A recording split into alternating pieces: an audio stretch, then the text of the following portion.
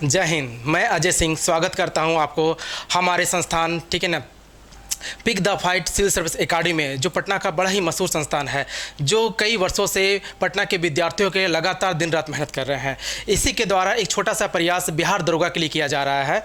ठीक है, जैसा कि आप लोग को पता है कि आने वाले 17 दिसंबर को बिहार दरोगा की एग्ज़ाम होने वाला है, और इसी के लिए अभ्यर्थियों के लिए एक छोटा सा मैसेज संस्थान द्वारा दिया जा रहा है कि जितना हो सके आप लोग क्वेश्चन का प्रैक्टिस करें। ठीक है, जितना हो सके क्वेश्चन का प्रैक्टिस करें। ठीक है ना, ज़्यादा ज़्यादा क्वेश्चन देखें, ज़्यादा रिवीजन करें। ठीक है, और जहाँ हो सके एमसीक्यू वगैरह देखें। मैं ये नहीं कहता कि आप हमारी संस्थान आएँ और इसके द्वारा आप प्रैक्टिस करें क्वेश्चन। आप कहीं भी जाइए, पूरा दुनिया में जहाँ भी जाना जाइए, ठीक है, लेकिन अल्टीमेटली आपका काम रिजल्ट देना, और आप माँ बाप का सपना को पूरा कीजिए। ठीक है, चलिए स्टार्ट करते हैं हम लोग का प्रयास जो कह रहे हैं। ठीक है, दरोगा के लिए है ना।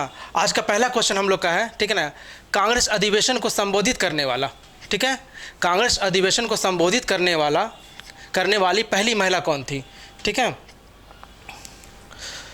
तो याद रखिएगा ये बात कर रहा है संबोधन का। ठीक है, याद रखिए बात कर रहा है यहाँ पर संबोधन का। ठीक है ना, संबोधित करना और अध्यक्षता करना दोनों अलग बात है। ठीक है ना, संबोधित करने के बात होगा तो याद रखिएगा इसका आंसर हो जाएगा कादम्बिनी गांगुली। ठीक है, कादम्बिनी गांगुली। ठीक है, इसके बारे में तो जानते होंगे, जो 1882 में, ठीक है, कलकत्ता विश्वविद्यालय से स्नातक करने वाली पहली महिला थी। ठीक है, कलकत्ता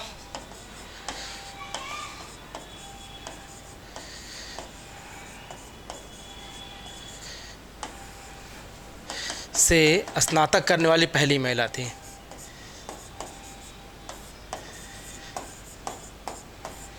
ठीक है,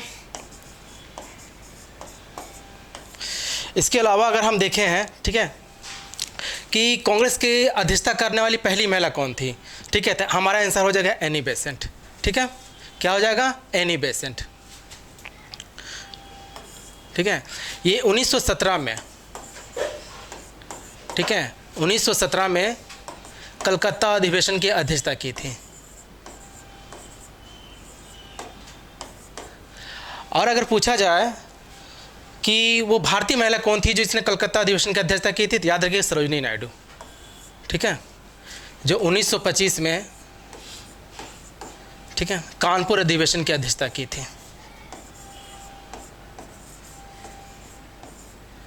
कानपुर अधिवेशन की अध्यक्षता की थी। ठीक है, वहीं देखिए कांग्रेस का थोड़ा देख लेते हैं कि कांग्रेस जो स्थापना है वो 1885 में किया गया था। ठीक है ना, इसके प्रथम अध्यक्ष थे WC बनर्जी। WC बनर्जी। ठीक है, चलिए आज का नेक्स्ट क्वेश्चन देखते हैं हम लोग।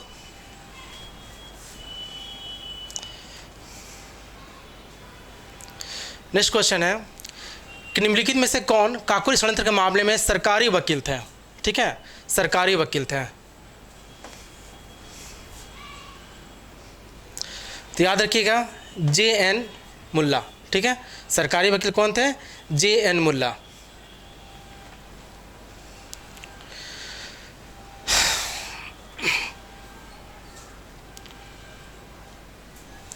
ठीक है, JN मुल्ला हो जाएगा जो सरकारी वकील हम लोग के थे।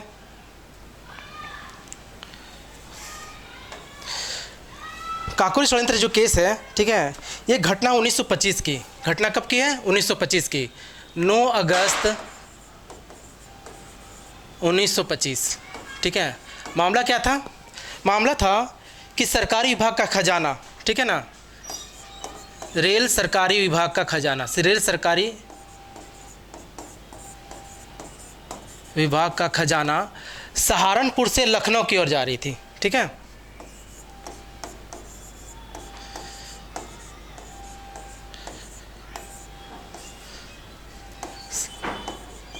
सहारनपुर से लखनऊ किया जा रही थी। ठीक है, जहाँ पर लखनऊ के पास एक स्थान है जिसका नाम है काकोरी। काकोरी नामक स्थान पर, ठीक है, 10 स्वतंत्रता क्रांतिकारी सेनानियों द्वारा, ठीक है, इसको लूट लिया जाता है। ठीक है, जिस पर मुकदमा दायर किया जाता है और जिसमें से 4 को फांसी और 4 को आजीवन कारावास की सजा सुनाई जाती है। जिन सबको फांसी होती है उनमें से है, ठीक है, याद रखिएगा, जिनको फांसी हुई है, पहला था, ठीक है, राम प्रसाद बिस्मिल,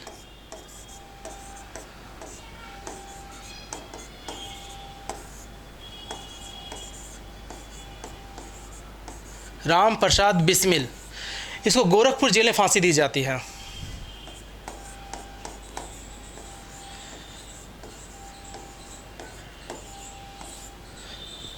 उसके बाद था रोशन सिंह,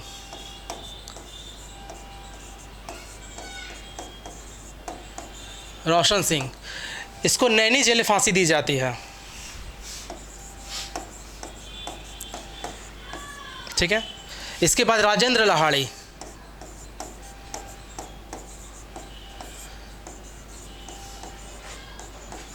राजेंद्र लहाड़ी, ठीक है, इसको गोंडा जेल में फांसी दी जाती है। याद रखिए, सब क्वेश्चन पूछता है। ठीक है, इसके बाद था अशफाक उल्ला खां, चौथा व्यक्ति,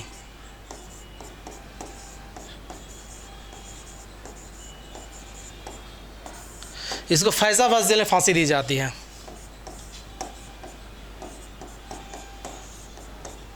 फैजाबाद जेल में फांसी दी जाती है। क्वेश्चन पूछता है कि ये खजान लूटने का विचार किसका था? ठीक है, सर्वप्रथम किसका था? तो याद रखिएगा, राम प्रसाद बिस्मिल का।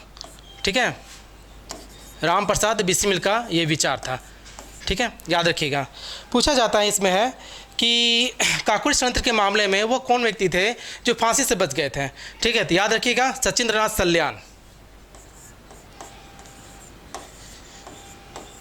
सचिंद्रनाथ सल्यान, ठीक है, फांसी से बच गए थे।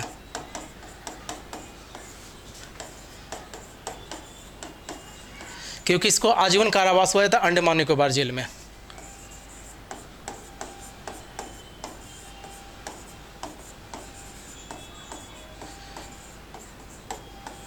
एक क्वेश्चन इसमें और पूछा जाता है कि वो कौन थे जो कभी अंग्रेज की गिरफ्त में नहीं आए थे? तो याद रखिएगा, चंद्रशेखर आज़ाद, जो कभी भी अंग्रेजों की गिरफ्त में नहीं आए थे। ठीक है ना। और अंततः आपको याद होगा कि इलाहाबाद के अल्फ्रेड पार्क में उन्हें स्वयं को गोली मार ली थी। ठीक है,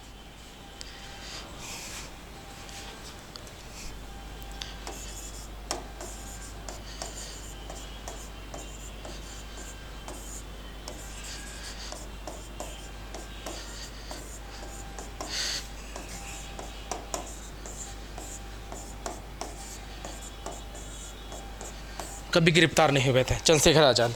ठीक है, चलिए आज देते हैं नेक्स्ट क्वेश्चन हम लोग अपना।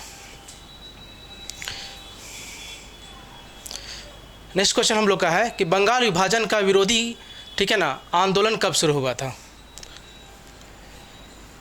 ठीक है, बंगाल विभाजन का विरोधी आंदोलन कब शुरू हुआ था? चलिए देखते हैं इसको। नेक्स्ट क्वेश्चन हम लोग का है, तो याद रखिएगा 7 अगस्त को, 7 अगस्त 1905 को बंगाल विभाजन का विरोधी शुरू हुआ था। ठीक है, देखिए बंगाल विभाजन का जो प्रस्ताव था लाया गया था दिसंबर 1903 को। ठीक है, दिसंबर 1903 को प्रस्ताव लाया गया था। ठीक है, जबकि 19 जुलाई 1905 को, ठीक है, इसका घोषणा कर दिया गया था, घोषणा कर दिया गया था। ठीक है ना। और फाइनली बंगाल विभाजन को 16 अक्टूबर 1905 को, ठीक है, लागू कर दिया गया, लागू कर दिया गया था। ठीक है, बंगाल विभाजन को। बंगाल विभाजन के दिन शोक दिवस मनाया गया था, याद रखिएगा, शोक दिवस, बंगाल विभाजन के दिन शोक दिवस। ठीक है, पूछा जाता है रविन्द्रनाथ टैगोर के सुझाव पर, ठीक है, कौन सा दिवस मनाने की घोषणा किया गया था? तो याद रखिएगा, रविन्द्रनाथ टैगोर के सुझाव पर, ठीक है, राखी दिवस मनाने की घोषणा किया था।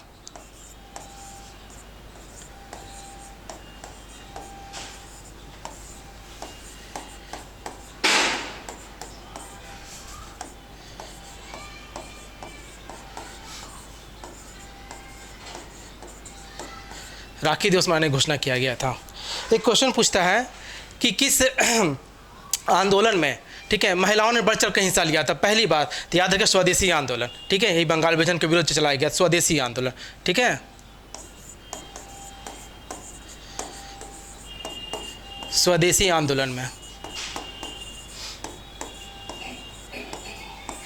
महिलाओं ने पहली बार बढ़ चढ़ कर हिस्सा लिया था धरने प्रदर्शन में।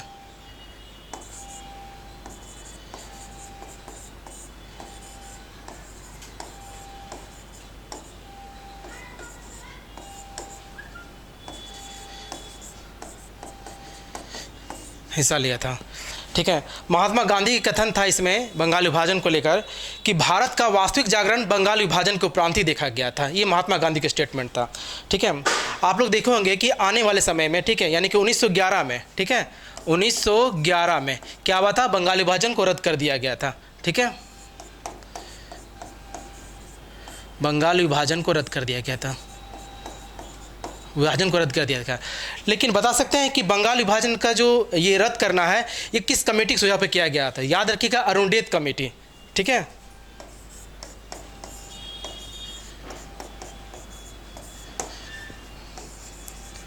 अरुणडेत कमेटी, ठीक है, अरुणडेत कमेटी के सुझाव पर ये 5 में आया था, ठीक है, सॉरी, ठीक है, अरुणडेत कमेटी के सुझाव पर बंगाल विभाजन को रद्द कर दिया गया था, ठीक है। चलिए नेक्स्ट देखते हैं हम लोग क्या।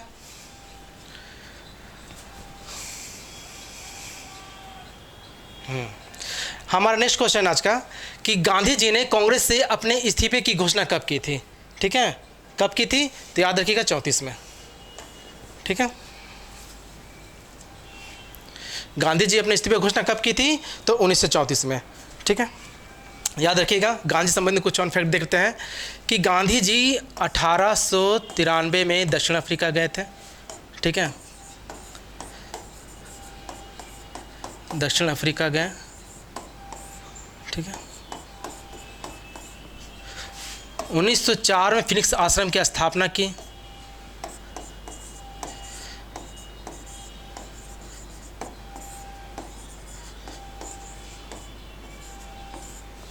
फिनिक्स आश्रम की स्थापना की, ठीक है। 1916 में साबरमती आश्रम की स्थापना की,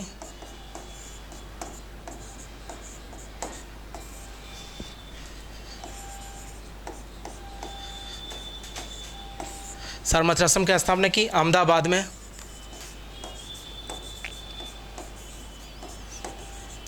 अहमदाबाद में, ठीक है। और याद रखिएगा, गांधी जी ने कांग्रेस का पहला अधिवेशन की अध्यक्षता कब किया था? ठीक है, गांधी जी का पहला अध्यक्षता कब था? तो याद रखिएगा 1924 का बेलगाम अधिवेशन,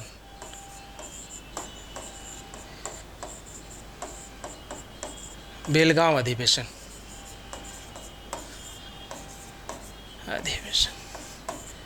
ठीक है। पूछा जाता है कि किस अधिवेशन में गांधी जी को काला झंडा दिखाया गया था? याद रखिए, कराची अधिवेशन, ठीक है, 1931 का कराची अधिवेशन, कराची अधिवेशन में गांधी जी को काला झंडा दिखाया गया था,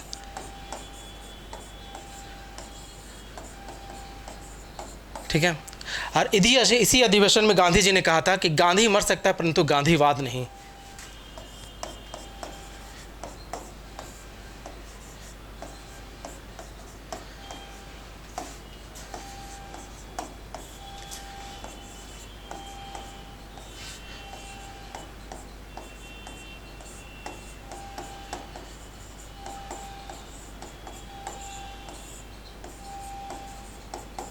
गांधीवाद नहीं, ठीक है।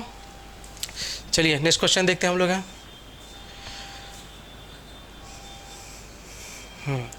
निम्नलिखित में किस वर्ष बंगाल के मिदनापुर जिले में जातीय सरकार गठन हुआ था? ठीक है, याद रखिएगा, ये हुआ था 42 में, ठीक है। इसी के तहत बलिया में चिंटू पांडे का सरकार गठन हुआ था। याद रखिए, बलिया में पूछता है, ठीक है।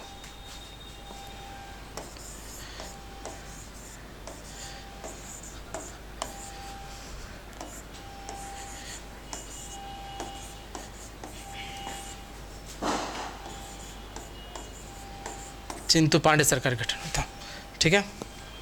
इसमें ज़्यादा कुछ जानने के लिए है नहीं है। नेक्स्ट क्वेश्चन देखते हैं। नेक्स्ट क्वेश्चन है, बोला जा रहा है किस संधि ने प्रथम आंग्ल युद्ध को समाप्त किया था। ठीक है, किस संधि ने प्रथम आंग्ल सिख युद्ध को समाप्त किया था? तो याद रखिएगा, लाहौर की संधि। ठीक है, लाहौर की संधि।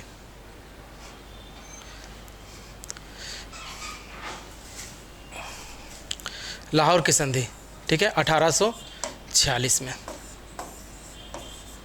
ठीक है, सोबरन के युद्ध के बाद, याद रखिएगा, सोबरन के युद्ध के बाद, ठीक है, यह संधि किया गया था। और इसी संधि के तहत सिखों को कोहिनूर हीरा अंग्रेजों को देना पड़ा था। याद रखिएगा।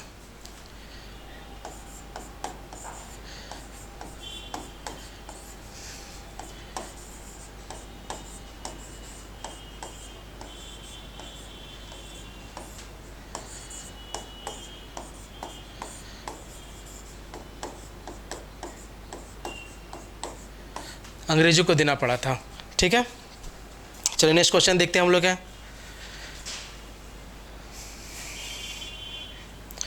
हमारा नेक्स्ट क्वेश्चन है कि भारत में थियोसॉफी सोसाइटी का स्थापना किसके द्वारा किया गया था। ठीक है, भारत में थियोसॉफी की शुरुआत किसके द्वारा किया गया था। ठीक है, तो याद रखिएगा, ये किया गया था एनी बेसेंट द्वारा। ठीक है, एनी बेसेंट द्वारा। ठीक है ना, थोड़ा ध्यान दीजिए यहाँ पर है। ठीक है, कि थियोसॉफिकल सोसाइटी, ठीक है,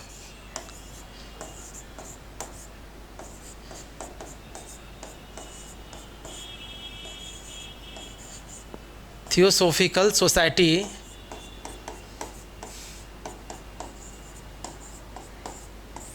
का स्थापना 1875 में, 1875 में, ठीक है ना, न्यूयॉर्क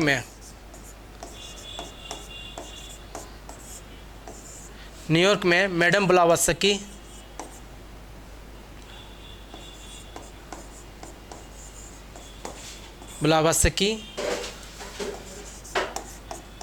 ठीक है, और कर्नल आलकाट के द्वारा किया गया था।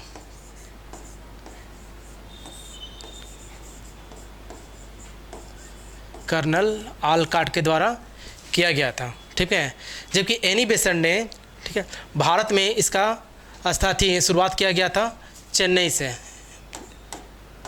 चेन्नई में, जिसका हेडक्वार्टर भी था। ठीक है, नेक्स्ट देखते हैं हम लोग हैं।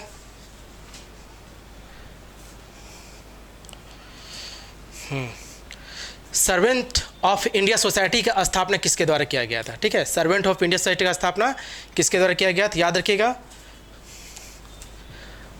ऑप्शन नंबर बी इसका है, सी, सॉरी, ऑप्शन नंबर सी,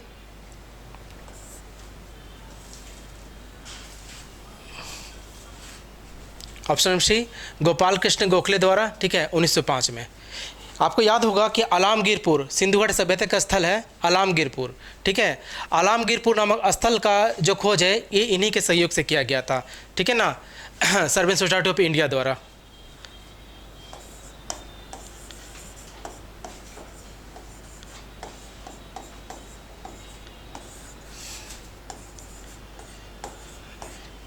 ठीक है, नेक्स्ट क्वेश्चन देखते हैं हम लोग हैं। ठीक है, निम्न में किस अभिलेख में अशोक को बुद्ध शाक्य कहा गया है? ठीक है, तो याद रखिएगा, है ना, ये मास्की अभिलेख में, मास्की अभिलेख में, ठीक है, बुद्ध शाक्य कहा गया है।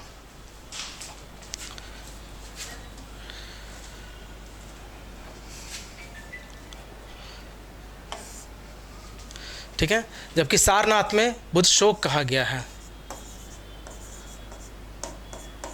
बुद्ध शोक। ठीक है, भारत में अभिलेख के जरिए, ठीक है ना, जनता को संबोधित करने वाला शासक अशोक था भारत में। ठीक है,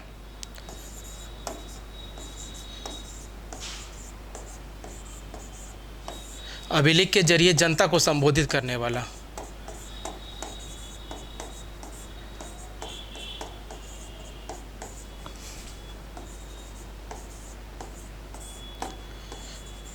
अशोक था। ठीक है, अभिलेख खुदवाने की परंपरा ये ईरान के हक्कामनी शासक से लिया गया था, ठीक है, वहाँ का शुरुआत हुआ था, याद रखिएगा, है ना। अभिलेख खुदवाने की परंपरा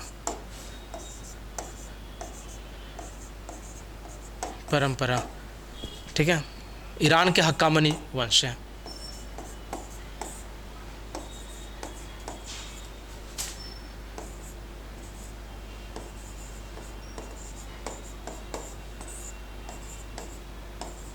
हक्कामनी वंश लिया गया था, ठीक है, याद रखिएगा, है ना।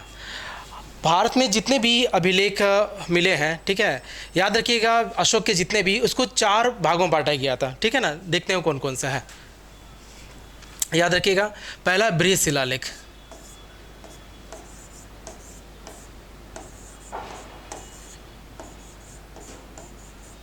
बृहद शिलालेख, ठीक है, इसमें राजकीय घोषणा का उल्लेख मिलता है अशोक का।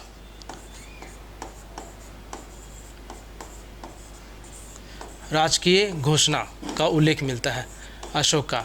जैसे कि प्रथम अभिलेख में मिलता है, अशोक ने जनता को संबोधित करते हुए कहा है कि राज्य में हिंसक गतिविधियों पर रोक लगाया गया था, ठीक है, प्रथम शिलालेख में।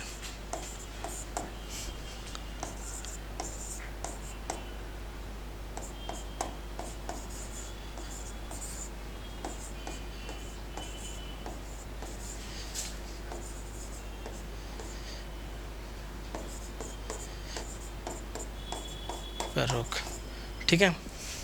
उसके बाद लघु शिलालेख, लघु शिलालेख,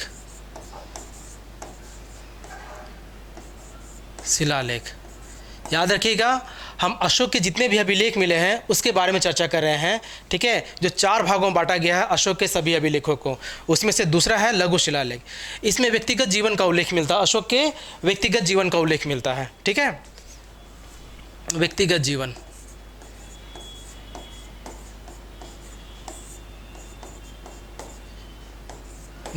ठीक है। जैसे कि इसकी पत्नी कारवाकी और पुत्र तिबर का उल्लेख मिलता है इसमें।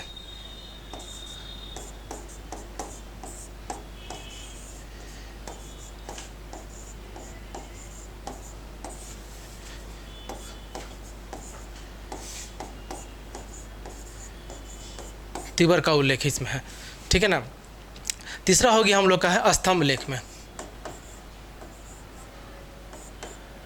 स्तंभ लेख,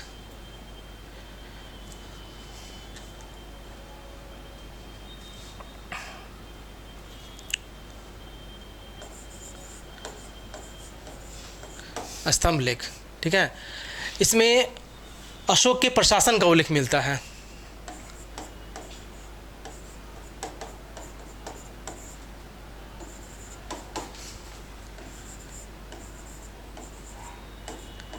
उल्लेख मिलता है। और चौथा है, ठीक है, गुफा लेख,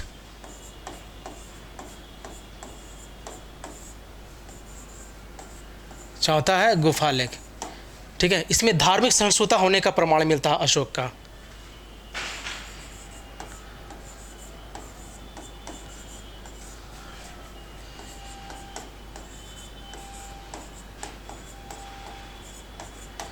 जैसे किसी में कहा गया है कि अशोक शुरुआत में शैव धर्म का अनुयायी था, ठीक है, शुरुआत में शैव धर्म का अनुयायी था,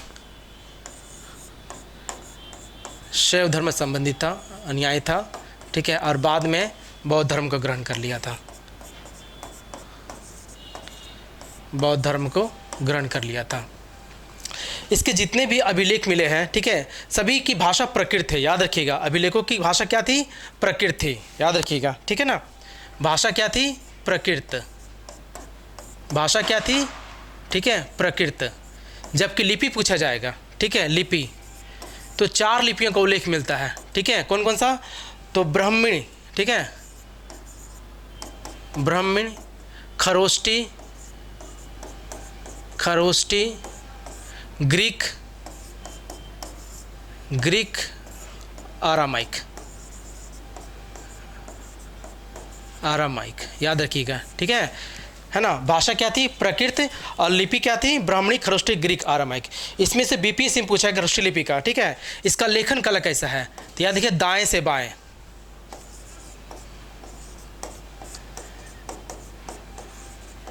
दाएं से बाएं। ठीक है, चलिए नेक्स्ट देखते हैं हम लोग हैं।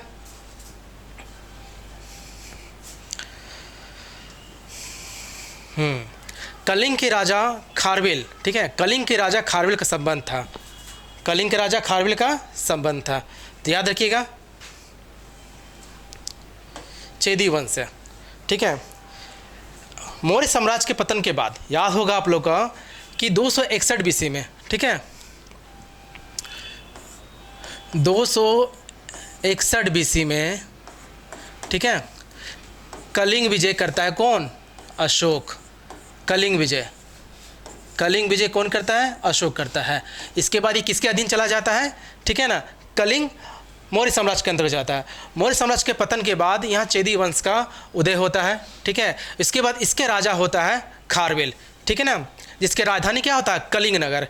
ठीक है, किसके राजधानी क्या होता है? कलिंग नगर। और इसी का एक अभिलेख मिलता है हाथी गुफाला अभिलेख, जो बहुत ही प्रचलित है, याद रखिएगा।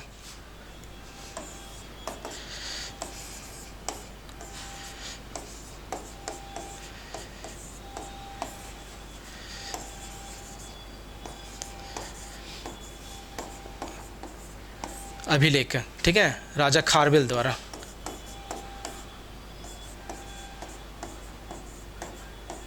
राजा खारवेल द्वारा, याद रखिएगा ये जैन संप्रदाय संबंधित है। ठीक है, राजा खारवेल जैन संप्रदाय संबंधित है।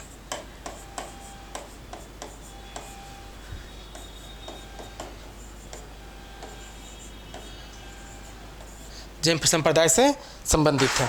ठीक है, नेक्स्ट क्वेश्चन देखते हैं हम लोग हैं।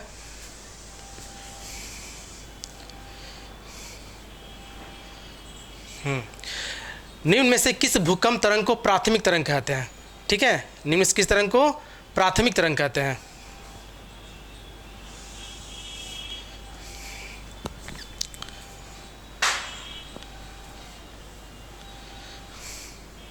ठीक है, याद रखिएगा इसका आंसर हो जाएगा पी तरंगे।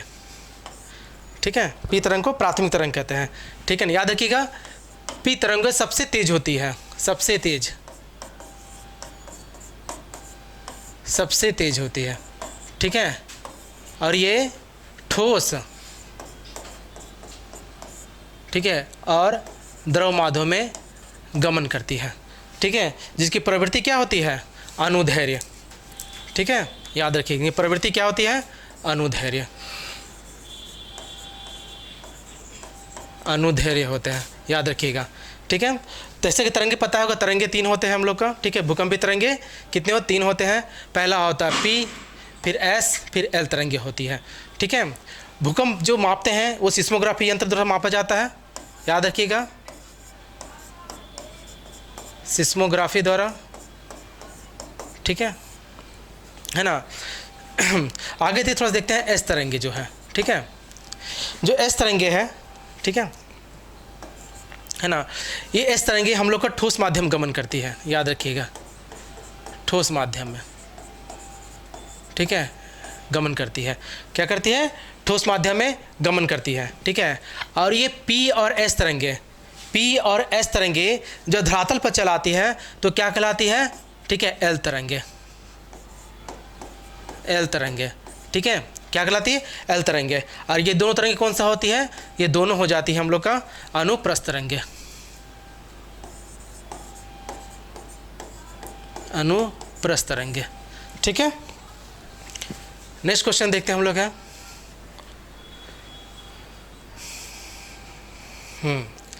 निम्न में से कौन सी नदी विषुवत रेखा को 2 बार काटती है? ठीक है, निम्न में से कौन सी नदी विषुवत रेखा को 2 बार काटती है? देखते हैं इसको हम लोग, है ना। तो याद रखिएगा, है ना, इनमें से कोई नहीं इसका आंसर हो जाएगा। ठीक है, इनमें से, है ना, कोई नहीं इसका आंसर हो जाएगा, क्योंकि कांगो और जायरे नदी जो है ना, कांगो और जायरे नदी, कांगो और जायरे नदी, जायरे नदी, है ना, ये विषुवत रेखा को 2 बार काटती है। ठीक है, जबकि जो माही नदी है, ठीक है, ये माही नदी है जो भारत में है, ठीक है ना, ये कर्क रेखा को 2 बार काटती है, कर्क रेखा को 2 बार काटती है। ठीक है, जबकि जो लिम्पोपो नदी है, ठीक है, लिम्पोपो नदी है, ये मकर रेखा को, ठीक याद रखिएगा, मकर रेखा को 2 बार काटती है, ठीक है, किसको, मकर रेखा को। जबकि जो नील नदी है, ठीक है, ये कर्क रेखा और भूमध्य रेखा को 2 बार काटती है।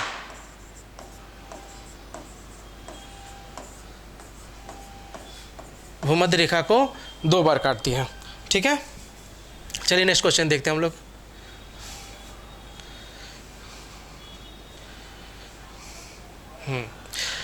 वायुदाब में अचानक कमी आना किसका सूचक माना जाता है, ठीक है। वायुदाब में, ठीक है, अचानक कमी आना किसका सूचक माना जाता है, तो याद रखिएगा, है ना। तो तूफान के आने का, किसका, तूफान के आने का, ठीक है ना, याद रखिएगा, ठीक है ना। अब देखते हैं यहाँ पर है कि वायुदाब का जो माप है, ठीक है ना, अचानक अगर नीचे आता है, धीरे धीरे अगर नीचे आता है, ठीक है, तो याद रखिएगा, अगर धीरे धीरे नीचे आता है, ठीक है, धीरे धीरे नीचे आता है, ठीक है, तो किसका सूचक है, किसका सूचक है, वर्षा का, वर्षा होने की संभावना है, ठीक है ना। और धीरे धीरे अगर ऊपर जाएगा तो, ठीक है, यानी कि मौसम साफ होने का, ठीक है।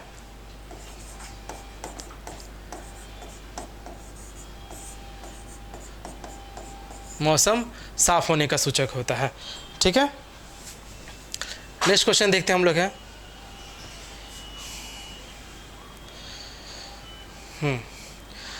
निम्नलिखित कौन सी प्रमुख गैस शनि ग्रह पे पाई जाती है, ठीक है, याद रखिएगा, इसका आंसर हो जाएगा 1 से अधिक, ठीक है, 1 से अधिक, क्योंकि शनि ग्रह पे, ठीक है, हाइड्रोजन और हीलियम गैस दोनों पाई जाती है। शनि ग्रह पे हाइड्रोजन और हीलियम गैस क्या होता है, दोनों पाया जाता है, ठीक है ना। देखते हैं इसमें कि हाल के शोधकर्ता के अनुसार, ठीक है, शनि ग्रह में उपग्रहों की संख्या कितना हो गई है, ठीक है, 124, ठीक है ना। और इसका जो उपग्रह है उसमें एक होता है, जो है क्या नाम उसका है, ठीक है, तो टाइटन, याद रखिएगा, बहुत ही फेमस है टाइटन, ठीक है, शनि ग्रह को एग्जाम में अक्सर पूछा जाता है, ठीक है, याद रखिएगा। और क्रम देखा जाए तो ग्रहों में, तो याद रखिए पहले नंबर क्या हो जाता है, बुध, शुक्र,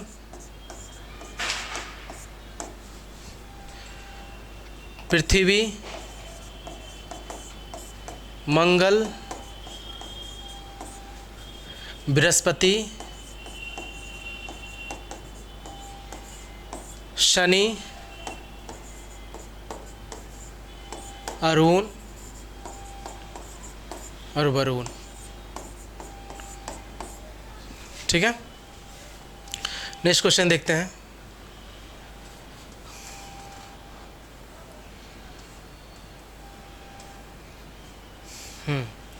भारत किस राज्य से म्यांमार की सीमा नहीं लगती है, ठीक है, किस राज्य से म्यांमार की सीमा नहीं लगती है, तो इसका आंसर उपयुक्त में से कोई नहीं होगा, क्योंकि सभी लगती है, याद रखिएगा, ठीक है।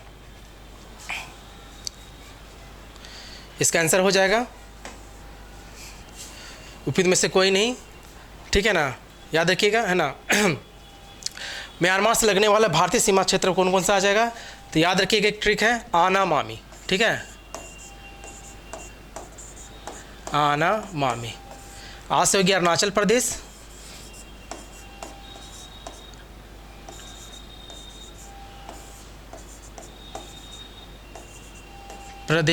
ठीक है, नास हो गया नागालैंड, ठीक है, मास हो गया मणिपुर, अब मिस हो गया मिजोरम,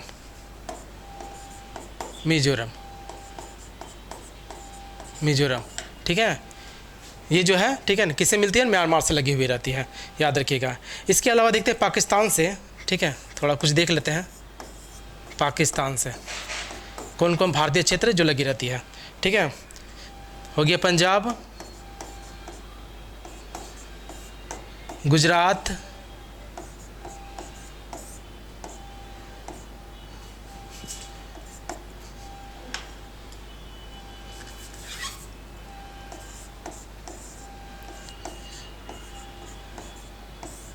गुजरात, राजस्थान, राजस्थान। ठीक है ना। देखते हैं चीन से कौन कौन सीमा लगती है। तो चीन से देखते हैं, तो चीन से, ठीक है, जम्मू कश्मीर, ठीक है, उत्तराखंड, उत्तराखंड,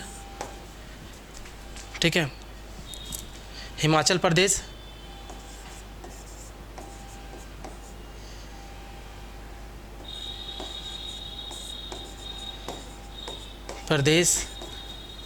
सिक्किम,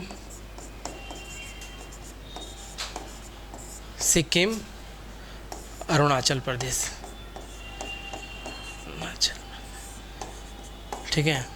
याद रखिएगा, पूछा था सबसे लंबी बाउंड्री किसका शेयर करती है, तो बांग्लादेश के साथ में, ठीक है, सबसे लंबी बाउंड्री।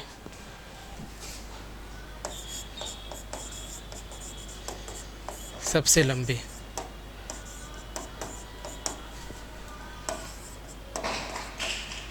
बांग्लादेश के साथ में, ठीक है, जो लगभग 40-46, ठीक है, वर्ग किलोमीटर के करीब है। और सबसे छोटी बाउंड्री तो याद रखिएगा, है ना, अफगानिस्तान के साथ में, अफगानिस्तान के साथ में लगभग 106 किलोमीटर, है ना, बाउंड्री शेयर करती है। ठीक है, नेक्स्ट क्वेश्चन देखते हैं हम लोग है।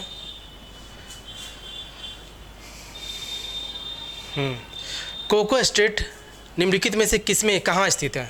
ठीक है, कोको स्टेट निम्नलिखित में से कहाँ स्थित है। ठीक है, इसका आंसर हो जाएगा गोपिंग में से कोई नहीं।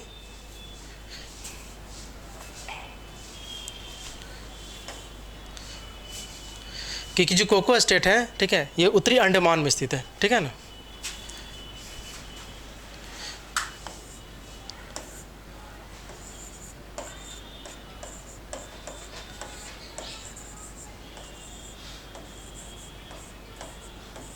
अंडमान में स्थित है कोको स्टेट, उत्तरी अंडमान में स्थित है। ठीक है ना।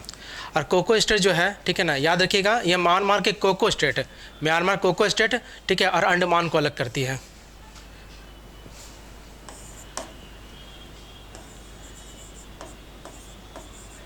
अंडमान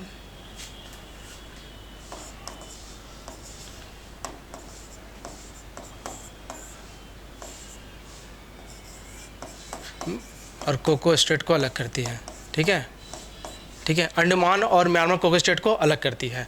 ठीक है, याद रखिएगा, जो अंडमान है, ठीक है, याद रखिएगा, 836 द्वीपों का समूह है। अंडमान जो निकोबार है, 836 द्वीपों का समूह है। ठीक है, द्वीपों का समूह है। ठीक है, और अंडमान और निकोबार के बीच में 10 चैनल बहती है। ठीक है, बीच अलग होता है। अंडमान और निकोबार, ठीक है, अंडमान और निकोबार को अलग करने वाले, ठीक है, जो चैनल है वो 10 डिग्री चैनल है, याद रखिएगा। ठीक है, ठीक है। हाल ही में प्रधानमंत्री नरेंद्र मोदी द्वारा, याद होगा कि 21 परमवीर चक्र विजेताओं के लिए, ठीक है, बोला गया था कि अंडमान के 21 द्वीपों का नामकरण किया जाएगा। ठीक है, याद रखिएगा, प्रधानमंत्री नरेंद्र मोदी द्वारा घोषणा किया गया था। ठीक है, प्रधानमंत्री नरेंद्र मोदी द्वारा, ठीक है, 21 परमवीर चक्र विजेताओं को के लिए, ठीक है, अंडमान का, ठीक है, 21 द्वीपों का नामांकन किया जाएगा। ठीक है, चलिए नेक्स्ट देखते हैं हम लोग हैं।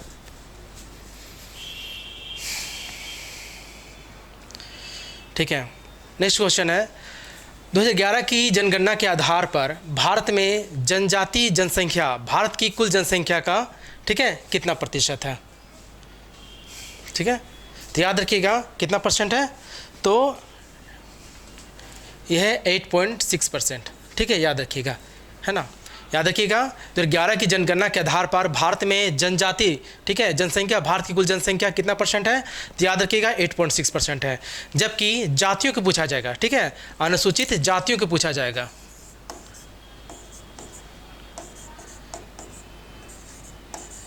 सूचित जातियों की संख्या पूछा जाएगा,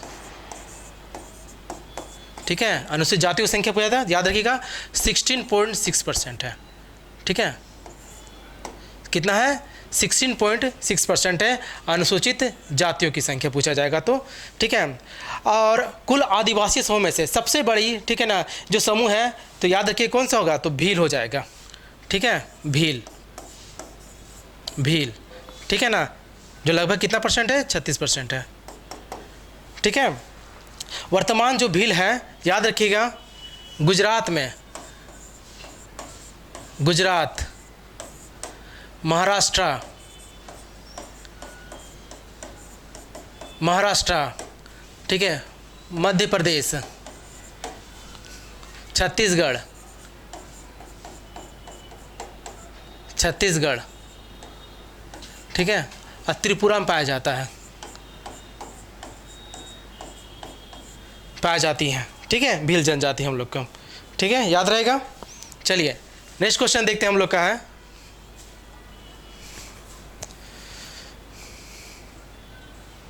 निम्नलिखित में से कौन पटना के प्रथम अंग्रेज मजिस्ट्रेट थे, ठीक है, निम्न में से कौन पटना के प्रथम अंग्रेज मजिस्ट्रेट थे, तो याद रखिएगा चार्ल्स ग्रैंट, ठीक है, चार्ल्स ग्रैंट पटना के प्रथम अंग्रेज मजिस्ट्रेट थे, याद रखिएगा, ठीक है। भाई पटना के बारे में थोड़ा देखते हैं हम लोग हैं, ठीक है ना, कि पटना का पहले नाम क्या होता था, पाटलिपुत्र, याद रखिएगा, आपको पता ही होगा, पाटलिपुत्र, ठीक है, पाटलिपुत्र। इसका स्थापना किसने किया था, उदयन ने, उदयन ने, ठीक है ना, गंगा सोन नदी के संगम पर, गंगा और सोन नदी के संगम पर, ठीक है, याद रखिएगा। पाटलिपुत्र का पूर्व नाम क्या था, इससे पहले, इसका पूर्व नाम पाटलिपुत्र से पहले इसका नाम क्या था, पाटलीग्राम, पाटलीग्राम, ठीक, याद रखिएगा। पाटलिपुत्र का नाम पटना कब हुआ था, याद रखिएगा 1541 में, ठीक है, शेरशाह सूरी द्वारा किया गया, इसका नाम किसके द्वारा, शेरशाह सूरी द्वारा किया गया था,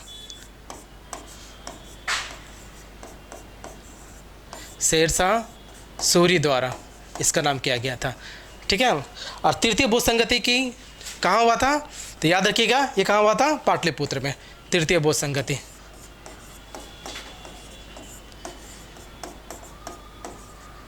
बोध संगति, ठीक है। चलिए ठीक, नेक्स्ट क्वेश्चन देखते हैं हम लोग हैं,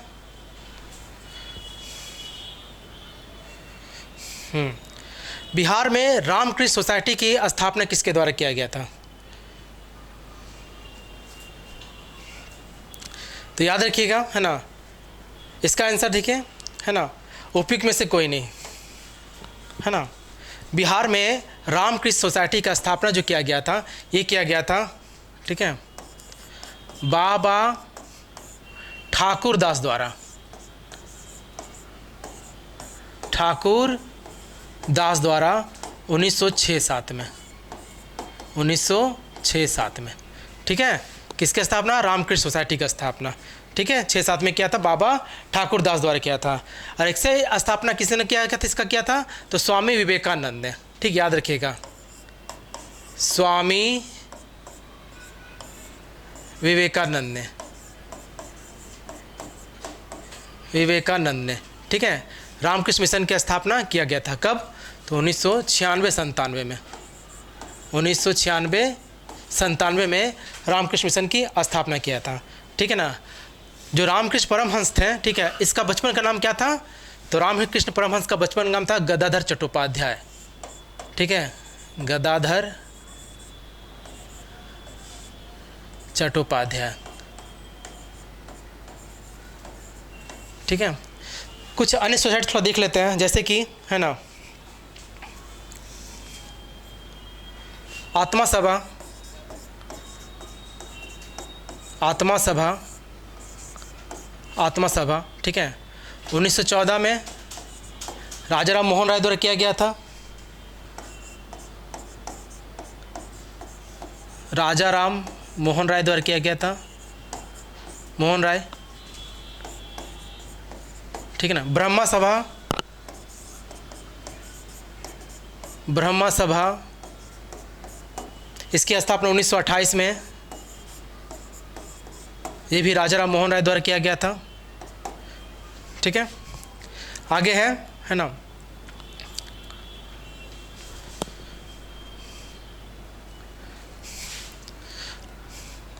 आगे थियोसोफिकल सोसाइटी थोड़ा देख लेते हैं इसी में,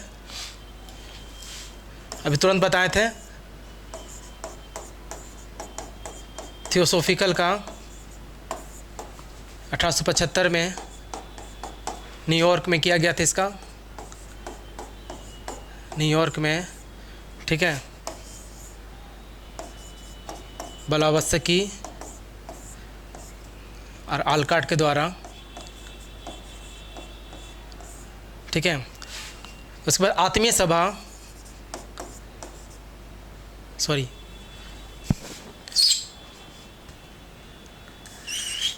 प्रार्थना सभा,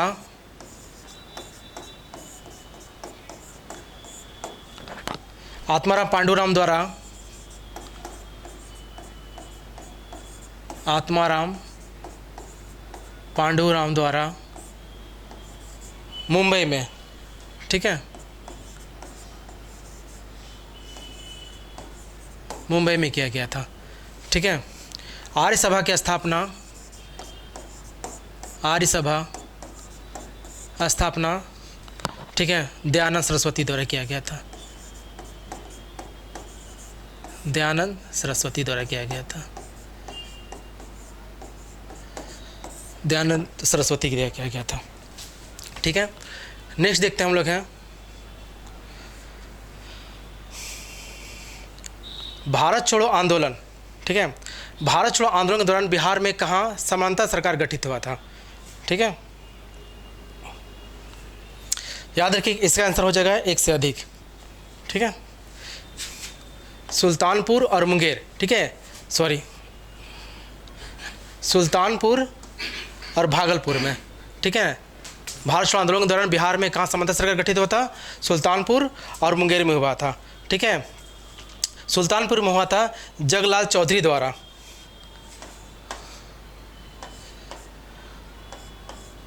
जगलाल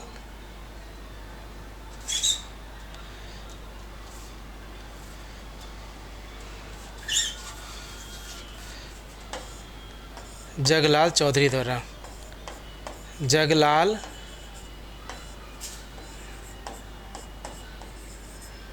जगलाल चौधरी द्वारा, याद रखिएगा, ठीक है। सुल्तानपुर में किसके द्वारा, जगलाल चौधरी द्वारा किया गया था, ठीक है। और भागलपुर में किसके द्वारा, तो सियाराम द्वारा, सियाराम सिंह द्वारा, भागलपुर में सियाराम सिंह द्वारा, ठीक है, समानता सरकार का गठन किया गया था, ठीक है ना। हम लोग का आज इतना ही, हम लोग का टेस्ट सीरीज का इतना ही है, ठीक है। डिस्कशन है हम लोग का है, ठीक है। अगर पसंद है तो लाइक और सब्सक्राइब कीजिएगा, ठीक है। और ज़्यादा हो सके आप लोग प्रैक्टिस कीजिएगा, ठीक है। जय हिंद।